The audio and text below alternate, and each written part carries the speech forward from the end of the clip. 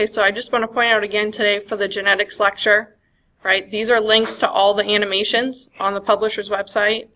It's found under our Module 1, right? It is the page that says animations and videos for Module 1. So I'm not going to play any of them today. So today's PowerPoint is a tough one if you never understood genetics to begin with. So hopefully DNA and RNA you remember. If not, I'm going to try and get you back on pace. I don't know what happened to my little button I want. Okay. So one of the main reasons that we talk about genetics as it relates to bacteria, although not all that different from our own cells, is that this genetic change that happens has led to a lot of the antibiotic resistance that we see, right? Why antibiotics don't work on bacteria is because they've genetically changed, right? Right down to their DNA, they're different. So we're going to look at and think about this for each one of these mutations that we talk about. Think about how these changes can affect and make cells resistant to antibiotics.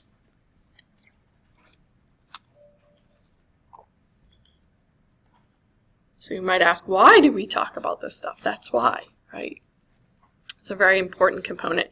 So these are just some key terms that I have there for you for quick reference, but I'm not going to go over each one. They're in today's lecture. So there are 3 different mechanisms bacteria can use to adapt to changing environments, right? We're going to go into detail for 2 of them.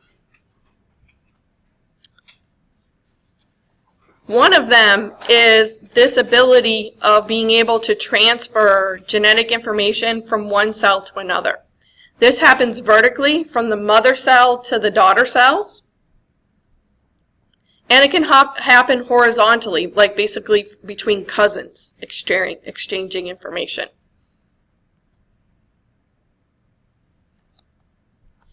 So there are 3 ways. One is mutation. And any mutation that happens in the mother cell can then be passed on to her progeny, to her daughter cells. This is referred to as vertical gene transfer.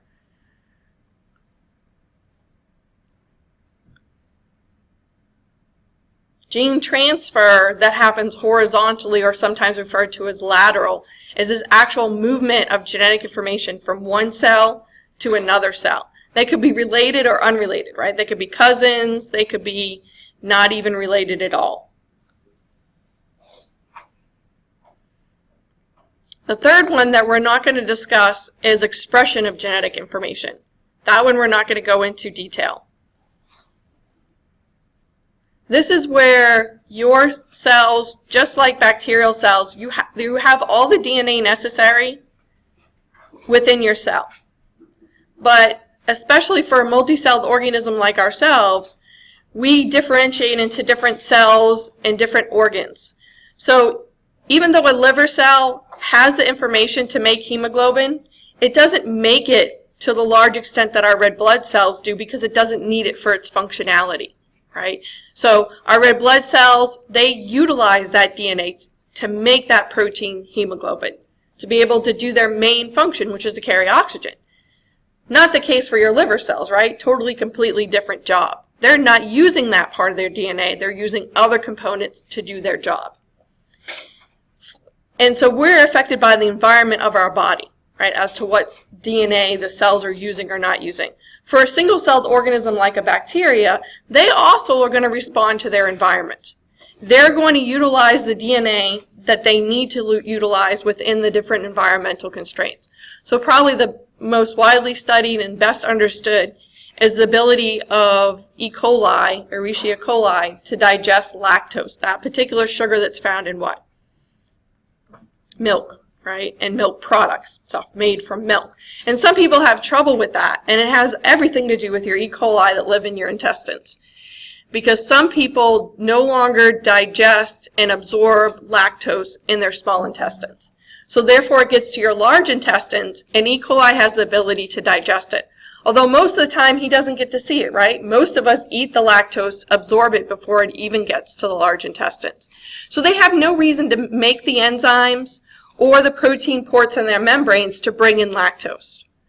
But they do have the ability to sense when it's available, right? So when it is available, they can send a signal inside to the cell and be like, ooh, lactose, better make those enzymes, right? And they'll make those enzymes, and that bacteria just grows like crazy on lactose, right? Which is bad news for people who are lactose intolerant. You don't want your E. coli that happy, right? Causes really bad intestinal upset, right? Ranging from constipation to diarrhea, right? Which is why once somebody figures out that they're lactose intolerant, which means they don't digest it, they either take enzymes to digest it with that food or eat stuff that doesn't contain lactose, right? So it has everything to do with the bacteria in your body and why it ends up being a bad thing. Does that make sense? Right? So that you're only using the DNA you need to use under certain circumstances, right? So that's the expression of it, right? We can choose when we express things and when we don't. And for bacteria, and just like our cells, it's very much environmental. What's going on? What do I need? So this is a diagram showing those other two, right, where a mutation, a spontaneous mistake is made in the DNA code. And it's not fixed, and it's passed on to the next generation. This is referred to as vertical gene transfer, right? Mutations are transferred vertically within the population of cells that are derived from that mother cell.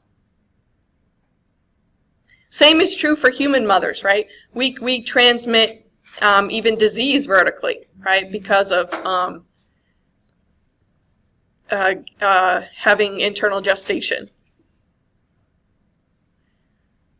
Horizontal gene transfer is where that genetic information, and it doesn't necessarily have to be from the chromosome, it could be from a plasmid, moves from one cell to another.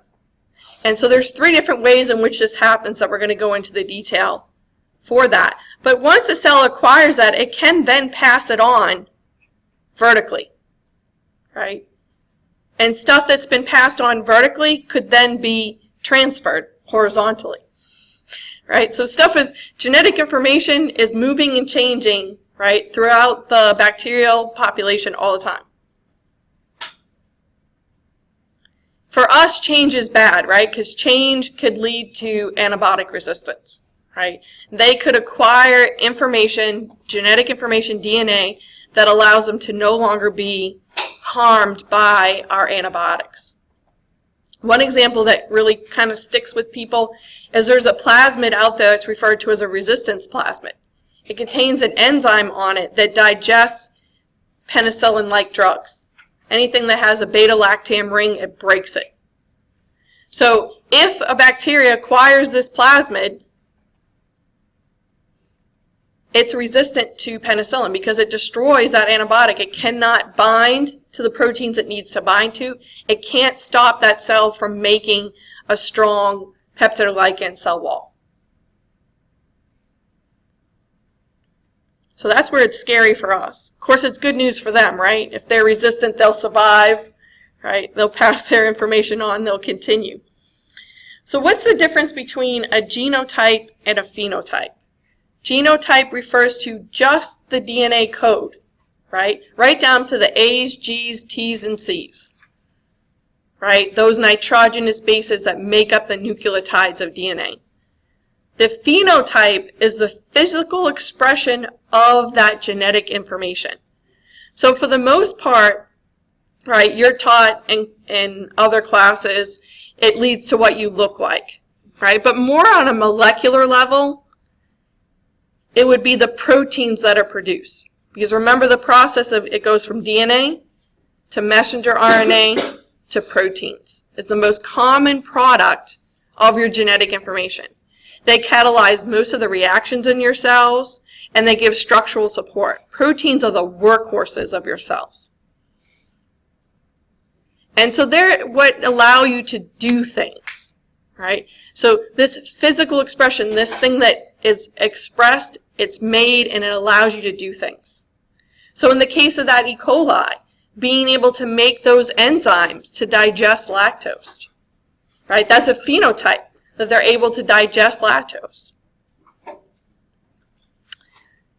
When we talk about DNA, right?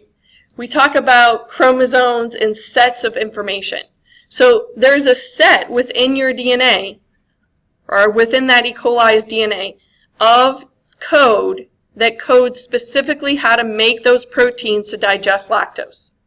Just like there's code, there's a section of DNA within your red blood cells that tells them how to make hemoglobin, right? That set of information, that what we call a gene, you actually have 2 copies of, right? One you got from mom and one you got from dad. And hopefully mom and dad gave you 2 intact, good copies, right? Because believe it or not, you need 2 good copies for your red blood cells. Where with some diseases, as long as you have 1 good copy in your DNA, that's enough. But for instance, sickle cell anemia, that's where there's a defect in how the cells make their hemoglobin, and they deform. You can be what we call heterozygous for this. You could have 1 good copy from one parent and 1 bad copy from another, right? So only some of your cells sickle cell, so you don't have full-blown sickle cell anemia, which, believe it or not, is very common in the African American population because that's advantageous, because it actually stops you from getting infected with the plasmodium that causes malaria, carried by mosquitoes. But the bad news is if both your parents are heterozygous, there's a 1 in 25% chance that you're going to get both defective genes, and you're going to have full-blown sickle cell anemia, which is way worse than malaria. So we have 2 copies, right? So we're which one of those? Haploid or diploid? We're diploid. Diploid is 2. Haploid is what bacteria are, because do they have moms and dads? No, they just have mom. That's it. So guess how many copies of their genetic information they get? 1, the one their mom had. Well, we're a combination of our mom and dad. And for the most part, you have 2 copies of every gene. So it's only usually when you get 2 defective copies that you have a genetic disease.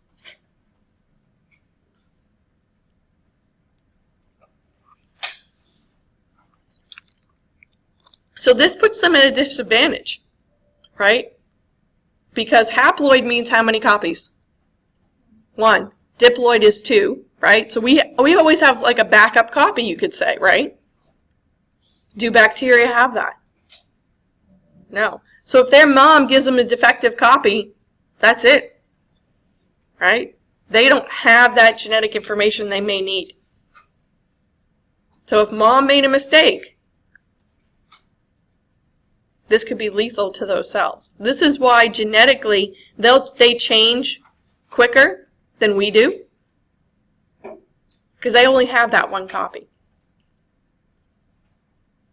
But this could be bad for them, right, in the instance that if they get that bad copy and that's lethal, right, they can't survive without that copy, then they're going to die. So as they change, and they change all the time, there's selective pressure back on them by the environment. That if they are not better suited for the environment, right, if they have some defect where they're really dependent on some nutrient in the environment, if that nutrient's no longer available, it's going to kill off that set of cells, right? So this selective pressure is referred to as natural selection or survival of the fittest, right? It's not the selection, it's not the mutation that is causing natural selection, right? Mutation always happens. It is that pressure from the environment that selects who's going to survive and who is not. So there's our definitions. So this brings us down to the code. The good news is we're not memorizing any of this. But we know how the information in DNA and then RNA is read by the ribosomes. It's actually read in groups of 3 nucleotides called codons. If you were to take those 3 nucleotides and the 4 different combinations, we would end up with 64 different possibilities. Of that 64, only 61 of them actually code for amino acids, or what we call sense codons. The 3 remaining are what we call nonsense codons. They tell the ribosome to stop. They're a termination sequence. So remember, from DNA to messenger RNA, the messenger RNA is what's read by the ribosome in the process referred to as translation. So this is the code, right? We're not memorizing this. Right? So all the 64 different possible codons, right? So UUU is a sense codon. It codes for phenylalanine. This is the 3-letter abbreviation for that amino acid. Here's proline, valine. Notice the 3 stop codons. So these don't code for amino acids. They tell the ribosome stop. There's one special sense codon, and that codes for just one amino acid. It has a dual purpose that this is the start site. And for most proteins in prokaryotes, methionine is the first amino acid. In eukaryotes, we modify things, right? So it's not always the first one in our proteins. So depending on what the code is will determine what amino acid gets put there. But as you can see, we have 20 naturally occurring amino acids. We have 61 different codes though. So there's some redundancy here.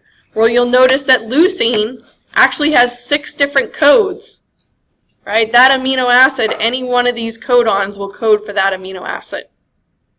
But if a change happens, even at one spot, so say instead of being UUU and coding for phenylalanine, if we have a change from U in the 3rd position to a G, we now have a change in amino acid, right? We've just switched out one amino acid for another. What does that mean for a protein? Could mean that that protein is actually better at doing its job, right, with this different amino acid. That'd be like winning the lottery, right? What are the chances of that? Not good. Okay, same is true for them, right? What happens if that change results in producing a protein that has no difference in performance, right? Acts the same as it always did. Then it really is negated, right? It's real no change for that organism. What if it slows it down? That's going to put it at a disadvantage, right? What if it makes it non-functional? If that protein that you produce no longer functions because of that one little amino acid change. And something as small as that, what we call a point mutation, just a single nucleic acid change, can lead to genetic disease. Right? So what does that mean? You can't do something, right? So if a cell can't do something, it's going to be dependent on the environment to provide, say, that nutrient that it no longer can convert from one thing to another. And if that's not provided for it, what's going to happen to that cell? It's going to die, right? So it could put it at a disadvantage. Another problem that could happen is it could stop before it's finished making the protein. What's the chances that protein's going to be a functional protein? Not good, right? Proteins are thousands of amino acids long, right? If it only is, say, 150, is it going to work? No. You need the whole thing in order for it to work. So as you can see, little changes in the code can have dramatic changes for that cell. Could be really good, like winning the lottery. Not likely. Could be really bad, or could fall somewhere in the middle, right? Could be not so bad, right? Not so good. So why are they rare? Why would these changes be rare? Because they could potentially be what? Bad, right? What's the chances it's going to be good? Not often. So this happens when they're copying their DNA, right? They put the wrong base there, say, or put an extra one. The reason why these don't happen very often is the cell has the ability to repair, right? It has proofreading ability. When it makes a mistake, it can fix it. Just like for you, right? If you're writing something down, you notice you make a mistake, you're going to correct it. Do you always catch all your mistakes? No. And that's why mutation still happens, right? They don't always catch their mistakes. Some slip through. But a relatively low percentage. And this is going to vary between cell type, how often it copies, how proficient it is. So rates can vary significantly, where 1 in 10,000 makes a mistake or 1 in a trillion. Right? So it's highly variable, but still relatively low. But it still happens, right? It happens. So we're going to look at 3 types of mutations that occur spontaneously. We also need to be able to define these. So within the 3 types, one of the types is base substitutions. And within that, there are 3 distinct types of mutations that can happen. So we'll look at base substitutions first. We'll look at removing or adding nucleotides. And then the third one is transposable elements. Within the first type of spontaneous mutation, base substitutions, there are 3 possible outcomes. And so, as I said, these animations in the slideshow mode, you can actually hit play, and it'll play. So those of you guys that need to see stuff moving around to make sense, but I'm not going to play it. And these are the definitions, right? I'm going to jump to this next slide where it's a larger picture to talk about it. So this is the wild type, which means it's the naturally occurring configuration in nature, the most widely configuration of this gene. So we're just looking again at 1 codon, 3 nucleotides, right, in the messenger RNA. This is what it should be. This is the amino acid it should code for, which is tyrosine. Here is an example of a mutation that could happen. If this change happens here, and we get a different codon, but remember there's some redundancy in the code, this one happens to still code for tyrosine. So this particular type of mutation is referred to as a silent mutation. Because even though the genotype changed, right, the DNA changed, there was no change in the phenotype. The protein did not change. The same amino acid got put there. But we still have to call it a mutation, right? Because a mutation means there was a change in the DNA. But in this case, no change in the phenotype, that physical expression of the DNA. The protein is still the same. This is another example of what could happen. At just 1 base substitution, what if we switched out this one, right, and got this different codon? If you look on the chart, it's a different amino acid.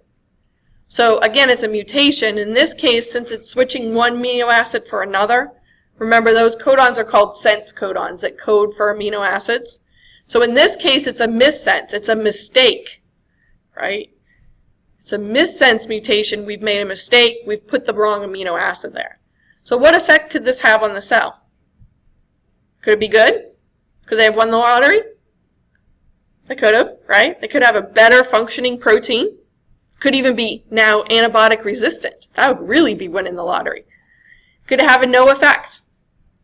Absolutely. Could it be detrimental? Yes. Could it be lethal? Yes. And obviously if it's lethal, it's not really going to get passed on. It's going to end in that lineage of cells. The next one is probably the most damaging, and that is where a stop codon gets put there instead of an amino acid. And we refer to this as a nonsense mutation. And the chances of this being good are very slim. Because remember, this is telling the ribosome stop. Instead of putting tyrosine there, it's stopping making that protein altogether. And depending on where this has happened, at the beginning, the end, the middle of a protein can be very damaging to that cell. And basically eliminating that protein. So those are base substitutions, right? We have 3 different possibilities. A silent mutation, right? No change in the product, only the genotype.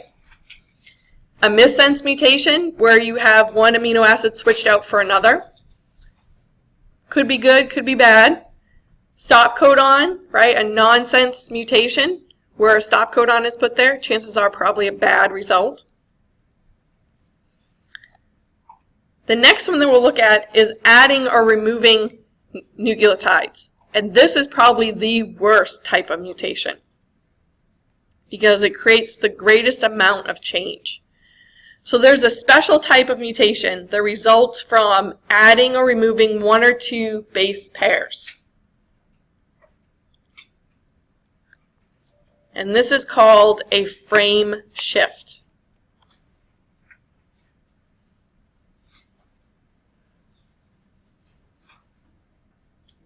The problem with this type of change is it most frequently results in premature stop codons, where the code gets changed to the point where we're stopping instead of continuing to go. Again, if we don't produce the whole protein, the chances are it's not going to be functional. So this would be highly damaging to a cell, basically eliminating a protein. So this one can be kind of difficult to understand sometimes, so I have a couple of different analogies to help us understand it.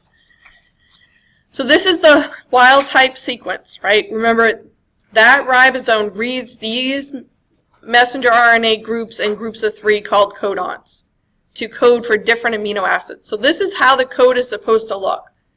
Here, they added in just one base, right, a T. But what happens then is that the code has now been shifted from this point on.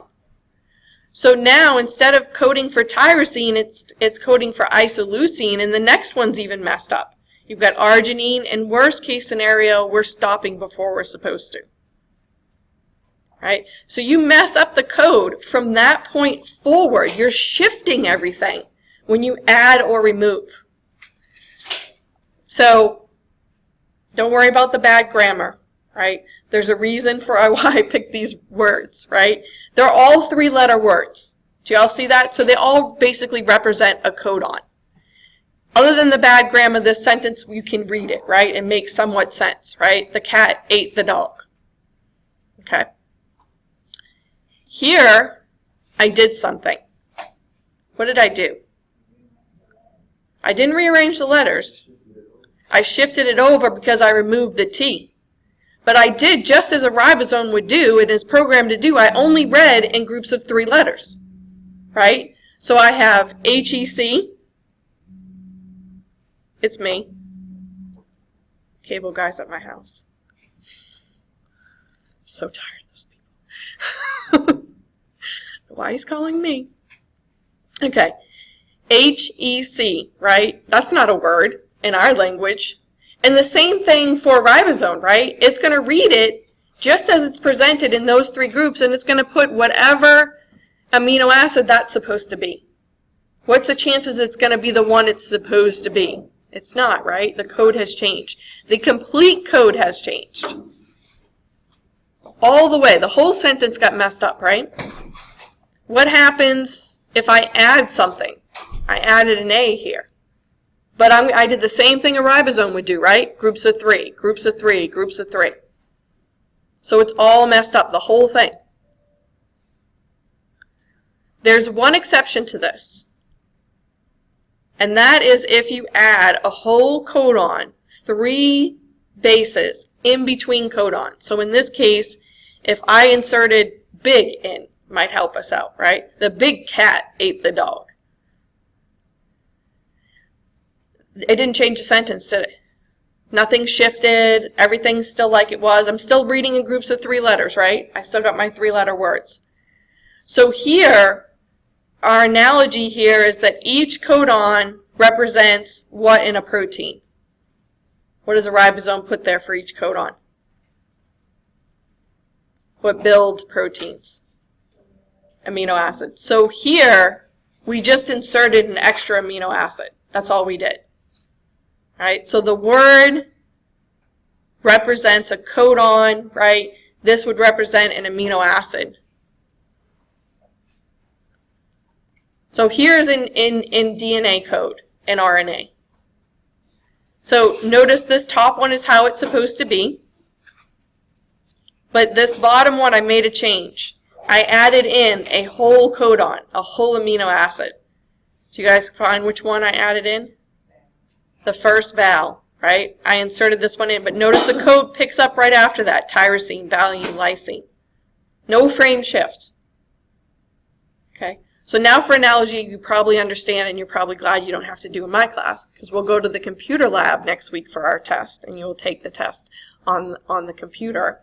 In building 1, we'll go to the Hibernia Center. I'll post a map and everything like that here and there, so you guys know where you're going if you don't know where the Hibernia Center is. So you're just going to click, click, click. But usually when you take tests, you use what to take a test? Scantron. Well, what if you're going through your test and you get to question, say, number 3, and you're not quite sure what it is, so you want to skip it and come back to it. What you need to do also on your Scantron? Skip it. What happens if you don't? Everything after that is going to be messed up and not lined up. And that could be quite detrimental, could it not? It could lead to you getting all the rest of the questions on the test wrong. Right? So once you realize you make a mistake like that, you're feverishly erasing. Right? So imagine, again, that same type of situation happens here whenever you add or remove. Right? What if you filled in it twice? Right? You have a whole string of C's and you fill in 4 of them, but it's supposed to be 3. Right? You just messed up your whole test. Same thing would happen here, right? You'd get that shift. Does that make sense to you guys? Right? Shifts are not good. Adding and removing are very bad, right? You're going to a lot of times end up with stop codons before you're supposed to. And that can be very damaging to the cell. All right, so our next one is transposable elements.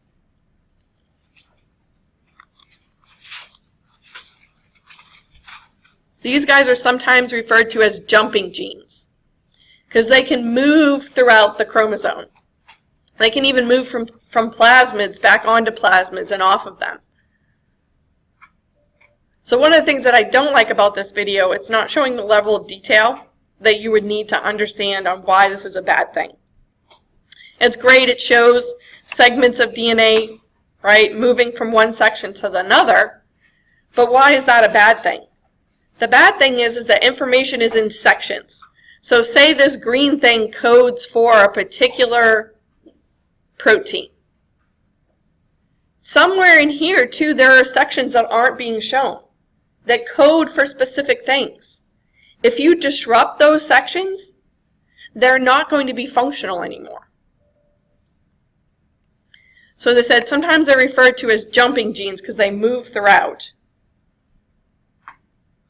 And they're special segments that can move from gene to gene. A gene is a segment of DNA that codes for something specific.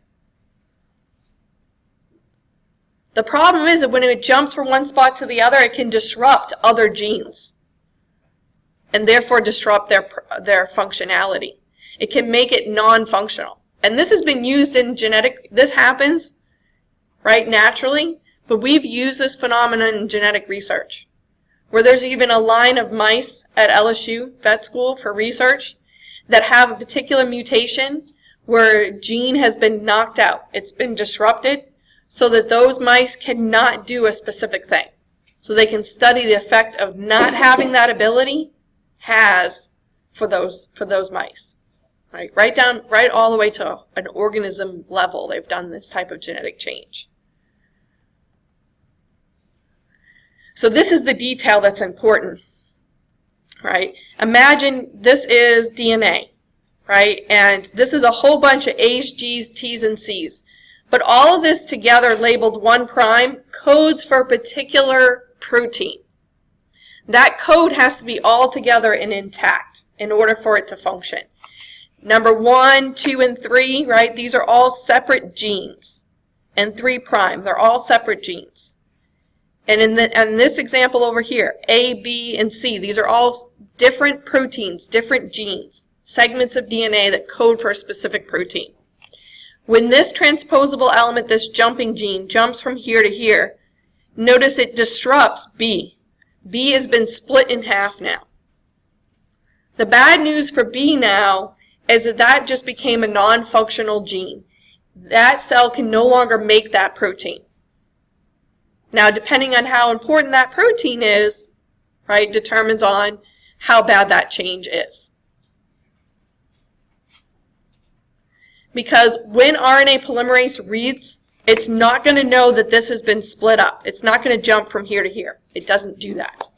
RNA polymerase actually attaches to the backbone of your DNA, right? That sugar phosphate backbone, and it reads those nitrogenous bases. It literally slides down as if it was sliding down the banister to a spiral staircase. And it only goes from one section to another. It doesn't jump, right? Imagine a kid trying to jump from one section to another. It just doesn't happen, right? And it doesn't happen for how our cells work. So this gives you a specific example, similar to what I used to do in the lab. And that's where, as I said, this is a segment DNA. It codes for something, for an ability for the cell. So in this case, it can take a substrate that I give it that's colorless, and it can break it in half and make it turn blue. So I kid you not, I had blue E. coli growing, right? Because they have this ability of breaking down this substance. When we would do insertions, when we would add stuff to the DNA to get basically the bacteria, in this case, to make copies of the DNA for me, we would also add a tag, like something like an enzyme to destroy penicillin, like I talked about before. When we insert that in, it's going to give them the ability to grow in the presence of penicillin, so I'll know if they took up this genetic information. But they also, where it inserts, disrupts this genetic information on being able to produce that blue color. So if they're growing blue, I know my experiment didn't work, right? Because I should have disrupted that gene. And if they're growing in the presence of penicillin, I know I should be selecting for the ones that I genetically changed. So I have as a twofold of check if I've genetically changed them. Did I disrupt? They should no longer produce the blue color. And they should be able to grow in the presence of penicillin. So I could select for those ones that have genetically changed. Right? So this happens in nature. It actually was discovered by a female scientist, Barbara McClintock. And she noticed this in maize corn. So corn kernels are actually baby plants, right? Each one of them gives rise to another corn plant. Genetically, they should be the same, but why do they have different colors? It's because different genetic information is being expressed because of transposable elements interrupting the different colors or allowing the different colors to be expressed. So maize corn is that corn that has all different colors. And that's the reason, genetically, they have been changed by transposable elements jumping from one section to another. So they've disrupted one color versus another. All right, so we'll pick up here next time. Make sure that you're reading my announcements and doing your work.